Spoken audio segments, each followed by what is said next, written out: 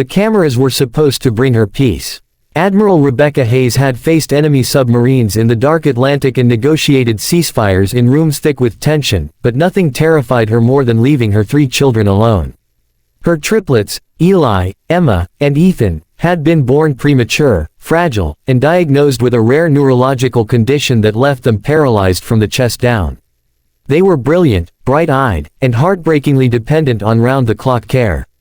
After her husband passed away 2 years earlier, Rebecca balanced her command at the naval base with motherhood that felt like a battlefield of its own. Nurses came and went. Therapists rotated in shifts. But trust was a luxury she could not afford to gamble with. Then there was Daniel Ruiz, the quiet single dad who worked nights as a janitor at the base and afternoons at the hospital where her children received therapy. He was steady, unassuming, the kind of man people overlooked. His uniform was simple. His shoes were worn. He spoke softly and kept to himself. But her children adored him. It began with small things. He'd linger after cleaning the therapy room, kneeling to adjust a wheelchair footrest just right. He learned how Eli liked his dinosaur book opened exactly to the T-Rex page. He noticed Emma flinched at loud noises and would hum softly before turning on equipment. He brought Ethan a second-hand model airplane kit and patiently described each part, even though Ethan could only move 2 fingers. Rebecca noticed the way their faces lit up when Daniel entered the room. And that frightened her. One evening, after an exhausting briefing, she opened the security app on her phone.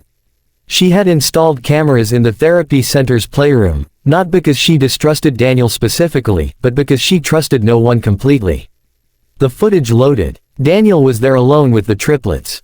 He had finished mopping. The floor gleamed. Instead of leaving, he pulled 3 small stools into a semicircle and sat down.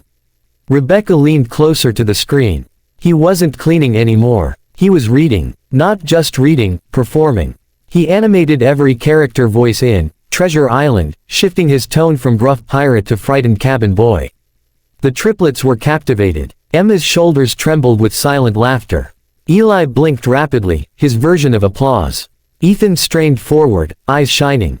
Daniel paused mid-chapter. "All right, crew," he said gently, "today we train." Rebecca frowned. He rolled out 3 lightweight resistance bands she recognized from physical therapy. Carefully, respectfully, he positioned their hands. "Just a little more than yesterday," he encouraged. "We don't quit." Eli's arms trembled. Emma grimaced. Ethan's breathing grew heavy. Daniel didn't rush them. He counted softly. He celebrated each tiny movement like it was a marathon won. When Emma's band slipped, frustration flooded her face. Tears welled. Daniel set everything aside and moved closer, not touching without permission, just lowering himself to her eye level. "You're stronger than you think," he whispered.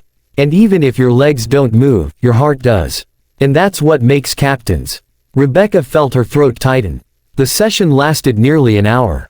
Afterward, he wiped their brows, repositioned their blankets, and, thinking no one was watching, bowed his head briefly in silent prayer. Then he did something that shattered her. He pulled out his phone and showed them a picture of a little girl missing her front tooth.